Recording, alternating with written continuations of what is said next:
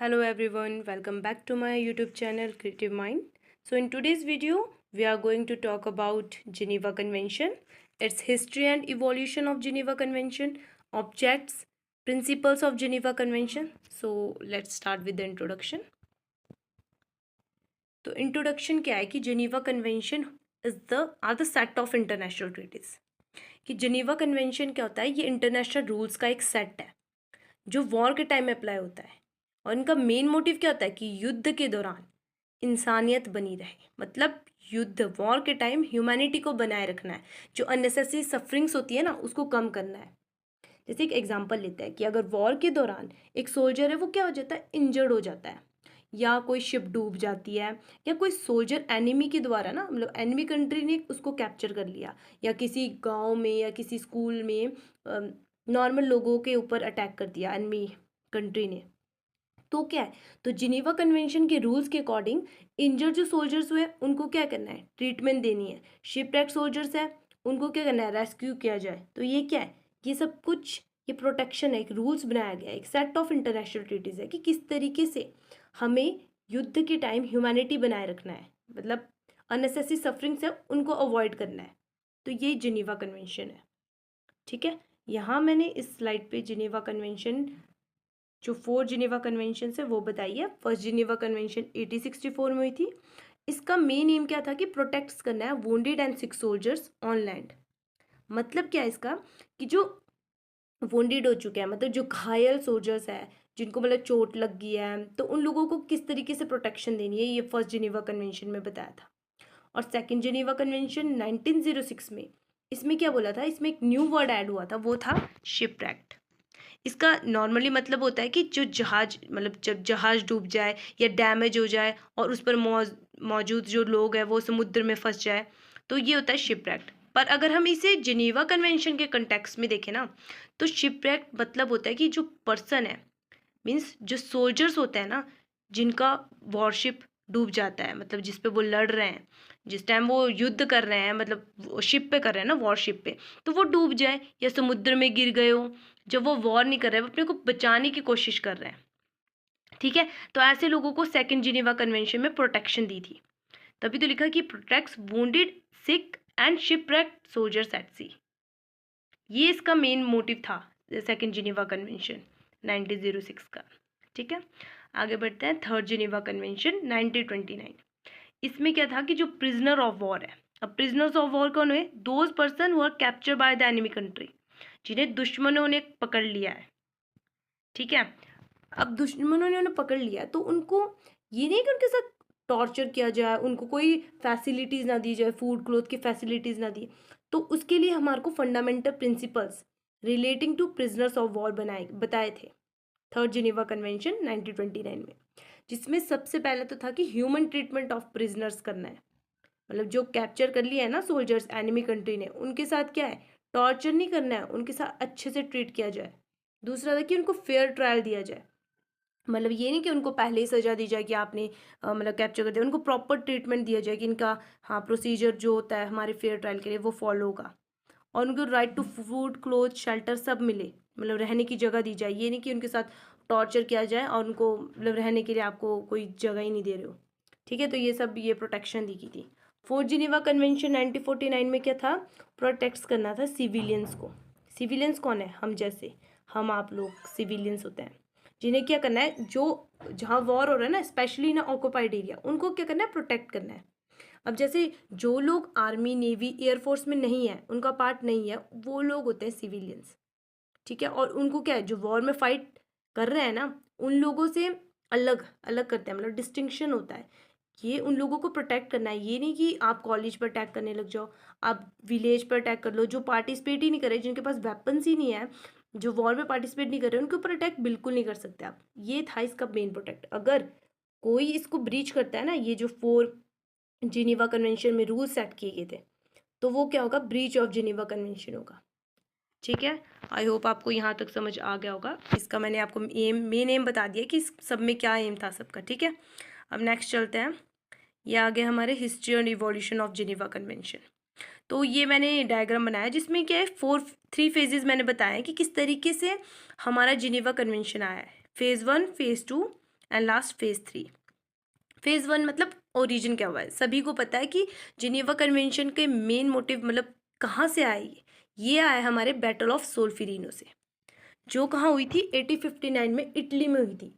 और ये वॉर किस में हुआ था, ये हमारे फ्रांस, सर्दिनिया और ऑस्ट्रेलिया के बीच हुआ था। ठीक है, इसमें हजारों सोल्जर्स मतलब मर गए थे, घायल हो गए थे। तो क्या था ये, इसका इम्पैक्ट बहुत बुरा था। और जो हेनरी डोनेट थे ना, उनका इसमें one of the most important role उन्होंने इसमें प्ले किया था। इसी के कारण से जिनेवा कन्वेंशन आई थी, क्योंकि हेनरी डोनेट क्या थे, हेनरी डोनेट एक वो थे, स्विस बिजनेसमैन थे।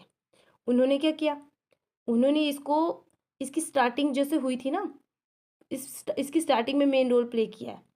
हेनरी डोनेट ने, एक स्विस बिजनेसमैन थे, जब वो नेपोलियन 3 से 1859 में मिलने जा रहे थे ना, तो वहां उन्होंने देख ली बैटल ऑफ सोल्फेरिनो, जिससे हुआ उनका दिमाग खराब।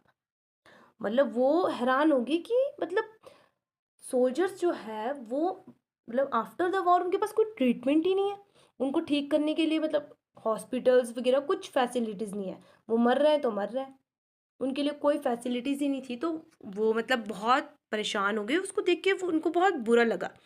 ठीक है, तो वो क्या करते हैं, आफ्टर जब वो वहाँ से आ जाते हैं आफ्टर द बैटल, तो वो एक बुक लिखते हैं जिसका नाम है अ मेमोरी ऑफ सोल्फेरिनो। तो उस बुक में क्या है, वो दुनिया को बताते हैं कि क्या क्रुएलिटी सोल्जर्स के साथ की जा रही है, उन्हें कोई ट्रीटमेंट नहीं दे रहे हैं वॉर के बाद। तो जिसका इम्पैक्ट क्या पड़ता है बैटल ऑफ सोल्फेरिनो से। याद है कि इसने बहुत बड़ा, जो हमारा हेनरी डोनेट थे ना, इन्होंने बहुत बड़ा रोल प्ले किया है जिनेवा कन्वेंशन के इस्टेब्लिश में।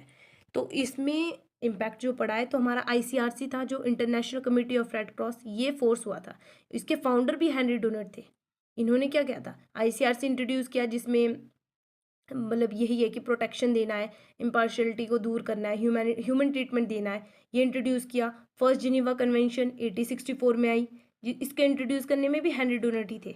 और जो वॉन्डेड एंड सिक सोल्जर्स थे ना, उनको प्रोटेक्शन प्रोवाइड करना, ये सब काम हेनरी डोनेट ने किए थे। तो ये सब हम फेज़ 1 में लिखेंगे, ओरिजिन कैसे हुआ, ये battle of Solferino, Henry donate का क्या रोल था, वो सब फेज़ 1 में आएगा।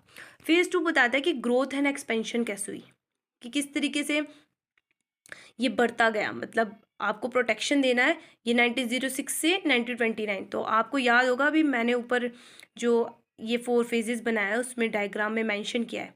1906 क्या है, ऊपर जाके देखिए आप, उसमें मतलब सेकंड जिनेवा कन्वेंशन जो बात कर रही है शिपरेक्ट सोल्जर्स की। ठीक है, अब जो शिपरेक्ट सोल्जर्स क्या थे, जो मतलब वो वॉरशिप्स थी जिनकी डूब गई है, उनको प्रोटेक्ट करना है। ठीक है, सी में जो एट सी में सोल्जर्स हैं उनको प्रोटेक्ट करना है। और 1929 जो बात करता है प्रिजनर्स ऑफ वॉर, कि उनके साथ फेयर ट्रीटमेंट होना चाहिए, उनको फूड, क्लोथ, शेल्टर, वो सबका राइट होना चाहिए, है ना, मतलब रहने की जगह दे अगर वो एनिमी कंट्री ने कैप्चर कर लिया है सोल्जर्स। तो ये सब ग्रोथ एंड एक्सपेंशन में आएगा आपका फेज़ 2 में। फेज़ 3 क्या बात करता है, फेज़ 3 बात करता है कि कैसे drafting and option of Geneva convention हुआ। फेज़ 3 बहुत इंपॉर्टेंट है, क्योंकि ये क्या है, वर्ल्ड वॉर 2 के बाद आया था फेज़। अब इसमें क्या था, wounded, shipwrecks, prisoners of war, civilians, इन सबको प्रोटेक्शन को ध्यान में रखा। ठीक है, और उसके बाद ना जो एडिशनल प्रोटोकॉल्स थे हमारे 1-2 1977 के प्रोटोकॉल्स और 2005 का प्रोटोकॉल, वो सब इसमें आएगा फेज़ 3 में। किसके लिए ये सब, किसके लिए कह रहे थे, ये जिनेवा कन्वेंशन के रूल्स बना रहे थे कि आपको क्या करना है, प्रोटेक्शन देना है इन सभी को। जो 4 फेजेस में आपको ऊपर मेंशन किया ना, उन सब की प्रोटेक्शन के लिए रूल्स बनाए थे। ये drafting and adoption of Geneva convention. तो ये सब हिस्ट्री होगी आपकी। नेक्स्ट है कि object and purpose of Geneva convention. देखो, अब ऑब्जेक्ट्स और पर्पस तुम लोगों को सब कुछ पता है, क्योंकि ऊपर जो मैंने सब मेंशन किया है वो सब कुछ इसमें आ जाएगा कि क्या करना है, टू इंश्योर ह्यूमन ट्रीटमेंट। हमें ये इंश्योर करना है कि हाँ, लोगों के साथ वॉर के टाइम ट्रीटमेंट अच्छा हो रहा है, कि उनको ह्यूमन ट्रीटमेंट दी जा रही है या नहीं, उनके साथ क्रुएलिटी तो नहीं हो रही है, अननेसेसरी सफरिंग तो यूज़ नहीं हो रही है। कि आप मतलब मान लो कि एक सोल्जर है, वो कैप्चर कर लिया है एनिमी कंट्री ने। ठीक है, आपका सोल्जर्स है, बी कंट्री का सोल्जर ए कंट्री ने कैप्चर कर दिया, तो वो किसी विलेज में कैप्चर किया है, तो आप ये नहीं है कि दूसरी कंट्री वहाँ जाकर वो बॉम्ब गिरा देगी और सारे विलेज को ख़त्म कर देगी, ये नहीं होना चाहिए। क्योंकि आपको डिस्टिंक्शन, ये अभी नीचे एक प्रिंसिपल आएगा, उसमें मैं आपको एग्जांपल के साथ अच्छे से बता दूंगी। फिर ये नेक्स्ट है कि protection of to protect human life during war, यही है कि हमारे को मेन एम क्या है, प्रोटेक्शन करनी है ह्यूमन लाइफ की ड्यूरिंग वॉर। जैसे अगर सोल्जर इंजर हो रहा है तो उसको प्रोटेक्शन देनी है, तो ये सब क्या है, ह्यूमन ट्रीटमेंट ड्यूरिंग वॉर है। ठीक है, जेनेवा कन्वेंशंस क्या है कि इसमें बता रहा है principle of humanity, principle of distinction, principle of proportionality, military necessity, human treatment and last neutrality, और प्रिंसिपल ऑफ नॉन डिस्क्रिमिनेशन भी इसमें होता है कि आपने किसी के साथ डिस्क्रिमिनेशन नहीं करना है, सबको इक्वली ट्रीट करना है, प्रोटेक्शन देनी है। ठीक है, तो start with the principle of humanity कि क्या होता है ह्यूमैनिटी, के मतलब मैंने आपको पहले भी बता दिया है कि हमें क्या करना है ड्यूरिंग वॉर टाइम, हमें इंजर जो हो चुके हैं ना सोल्जर्स वॉर में, उनको क्या करना है, प्रोटेक्शन देनी है। ये नहीं कि अगर एनिमी सोल्जर है तो हम उसको प्रोटेक्शन नहीं देंगे, जो हमारी फ्रेंडली कंट्री है जो हमें मतलब सपोर्ट कर रही है, हम उनकी सोल्जर्स को प्रोटेक्शन देंगे, तो ये ब्रीच ऑफ वायलेशन होगा जिनेवा कन्वेंशन का। क्योंकि जिनेवा कन्वेंशन में रूल क्या बोल रहा है, जो हमारी 4 फेजेस थे ऊपर, 4 जिनेवा कन्वेंशन है, उनका मेन एम तो यही है कि प्रोटेक्शन करना है, प्रोटेक्ट करना है wounded and sick soldiers, shipwrecked, prisoners of war and civilians को, इन सबको प्रोटेक्शन देना है। तो प्रिंसिपल ऑफ ह्यूमैनिटी इसी की बात करता है। सेकेंड है हमारा प्रिंसिपल ऑफ डिस्टिंक्शन। इसका मतलब होता है कि जो सोल्जर्स और सिविलियंस है ना, उनके बीच में डिस्टिंक्शन होना चाहिए। मतलब ये नहीं है कि जो मतलब जो एनिमी है, एग्जांपल लेते कि जो आर्मी है ना सिर्फ एनिमी सोल्जर्स पर अटैक करेगी। ठीक है, जो हमारी कंट्री की एनिमी आर्मी है ना, वो सिर्फ अपोजिट कंट्री की जो सोल्जर्स है उन पर अटैक करेगी। वो उन सोल्जर्स के फैमिली पर, उनकी सिटीज़ पर, जो भी उनके गांव में लोग रहते हैं या कोई भी उनके कंट्री के जो जिनके पास वेपन्स नहीं है, जो वो पार्टिसिपेट नहीं कर रहे हैं वॉर पे, उन पर अटैक नहीं करेगी। याद रखना, ये प्रिंसिपल ऑफ डिस्टिंक्शन की बात करता है जिनेवा कन्वेंशन के अंदर। तो नेक्स्ट हमारा प्रिंसिपल ऑफ प्रोपोर्शनैलिटी, ये बहुत ही इंपॉर्टेंट प्रिंसिपल है, तो इसको ध्यान से सुनना कि इस प्रिंसिपल में बोलते हैं कि जो अटैक लिमिट होनी चाहिए ना, वो अननेसेसरी जो डैमेज है ना उसको अवॉइड करना है। मतलब जो आपके अटैक की लिमिट है वो मतलब एक लिमिटेशन होनी चाहिए कि आपको यहीं अटैक करना है। मतलब मैं एग्जांपल से बता दूं कि अगर एक एनिमी सोल्जर पकड़ रहा है, मतलब पकड़ना है आपको, ठीक है, ए कंट्री ने एक एनिमी सोल्जर पकड़ना है, किसमें, बी कंट्री में। अब ए कंट्री को क्या पता चलता है कि बी कंट्री का सोल्जर हमारे किसी पर्टिकुलर विलेज में रह रहा है कंट्री के, ठीक है, तो उसके लिए वो ये तो है नहीं कि पूरा बॉम्ब ही उसके ऊपर गिरा देंगे पूरे विलेज पर और सबको डिस्ट्रॉय कर देंगे, ऐसे नहीं कर सकते वो, क्योंकि यहाँ प्रिंसिपल ऑफ प्रोपोर्शनैलिटी आ जाता है। मतलब कि अटैक लिमिट में होना चाहिए। अगर आपको किसी एनिमी सोल्जर को पकड़ना है तो आपको सिर्फ उसी को अटैक करना है, ना कि आप पूरे विलेज को उड़ाओगे उस बॉम्ब से कि नहीं जी आपके विलेज में तो एक हमारा एनिमी सोल्जर है, हमें तो इसको पकड़ना है। तो आप पूरे विलेज को हार्म नहीं कर सकते या किसी सिटी को, कुछ भी ले लो। तो प्रिंसिपल ऑफ प्रोपोर्शनैलिटी यही बात करता है कि हमें अटैक लिमिट में करना चाहिए और अननेसेसरी जो सफरिंग्स होती है उसे अवॉइड करना चाहिए। मतलब उसको ये नहीं होना चाहिए कि अननेसेसरी सफरिंग्स जो वॉर में इन्वॉल्व नहीं है उनको भी हम डैमेज कर रहे हैं, ये हमारा टोटली प्रोहिबिटेड है इसमें। ठीक है, नेक्स्ट आपका प्रिंसिपल ऑफ मिलिट्री नेसेसिटी है। ये वही है कि आपको अननेसेसरी सफरिंग्स नहीं करना है यूज़, ओनली जो मतलब सफिशेंट है वॉर को मतलब जीतने के लिए उतनी फोर्स यूज़ करो। ठीक है, अननेसेसरी नहीं करनी है। नेक्स्ट ये ह्यूमन ट्रीटमेंट होना चाहिए सेम। लास्ट ये और नॉन डिस्क्रिमिनेशन और न्यूट्रलिटी, मतलब न्यूट्रल रहना चाहिए, कोई साइड नहीं लेनी है कि हाँ हम तो जी हमारी फ्रेंडली कंट्री है हम इसका साइड लेंगे, ये नहीं होना चाहिए। Principle of neutrality means no difference. आप वॉर कर रहे हो तो आपकी किसी के साथ वो नहीं होना चाहिए कि आपके पर्सनल रिलेशन है तो आप इसके ऊपर अटैक नहीं करोगे, सब पर आप न्यूट्रल ट्रीटमेंट देके चलोगे। So yeah, that's all about. I hope now you clearly understand what Geneva Convention.